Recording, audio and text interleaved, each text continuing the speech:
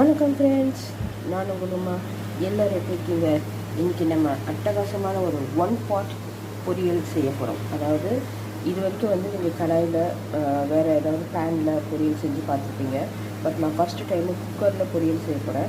So அதனால் இதில் என்னென்ன இருக்குதுன்னு பார்த்தீங்கன்னா, பீன்ஸு, கேரட்டு, வெங்காயம், பச்சை மிளகாய், கொத்தமல்லி இவ்வளோ தான் வச்சுருக்கேன்.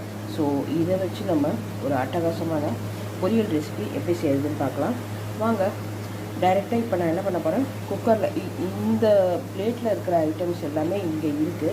ஸோ இதெல்லாம் நான் ஒரே இதில் வச்சுருக்கிறதால தனித்தனியாக எடுத்து வச்சு உங்களுக்கு நான் என்னென்ன இருக்குதுன்னு சொல்லி டிஸ்பிளே பண்ணியிருக்கேன். சரிங்களா? அதனால நம்ம இப்போ என்ன பண்ண போகிறோம்னு கேட்டிங்கன்னா, குக் பண்ண ஸ்டார்ட் பண்ண போகிறோம். இப்போ குக்கரில் தான் இன்றைக்கி நம்ம பண்ண போகிறோம். ஓகேங்களா?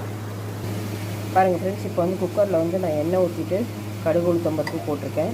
இப்போ இதை தாளிக்கட்டும். கடுகு உளுத்தம்பருப்பு தாளித்த பிறகு நம்ம இந்த எடுத்து வச்சுருக்க வெஜிடபிள்ஸ் எல்லாம் ஒரேடியாக தான் சேர்க்க போகிறோம், தனித்தனியாக சேர்க்க போகிறதில்ல. சரிங்களா? இது என்னன்னு கேட்டிங்கன்னா, உங்களுக்கு டைம் நல்ல சேவ் ஆகும்.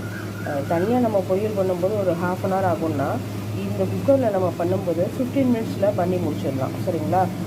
டைம் நம்ம இங்கே நின்று பண்ண வேண்டிய அவசியம் கிடையாது. அட் த சேம் டைம் காய்கறி நல்லா வெந்துடும்.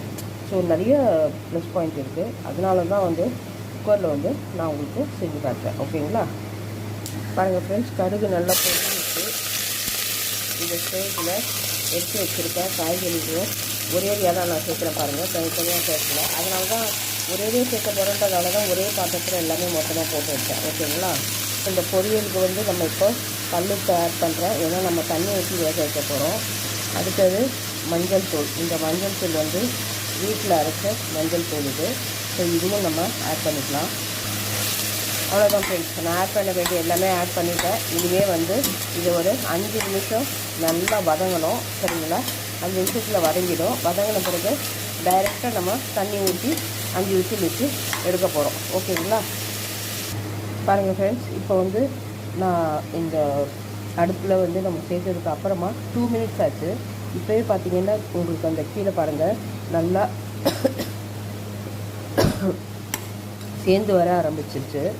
கீழே லைட்டாக தண்ணி விட்டுருக்கு பார்த்தீங்களா? இது இந்த காய்கறியில் இருக்கிற தண்ணி எல்லாமே சேர்ந்து வரும். ஓகேங்களா?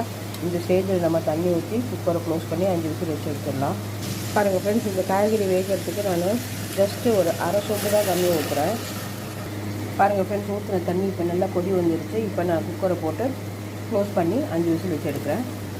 பாருங்கள் ஃப்ரெண்ட்ஸ், 5 விசில் வச்சு எடுத்துட்டேன். அட்டகாசமான குளுட்டோதயான் அந்த ரெட்டினால் ரிச் கேரட் பொரியல் எவ்வளோ சூப்பராக தயாராக இருக்கு பாருங்கள். நம்ம ஊற்றின தண்ணி எல்லாம் கொதிச்சு வச்சு நீங்களும் இதே மாதிரி செஞ்சு பார்த்துட்டு எப்படி இருக்குது.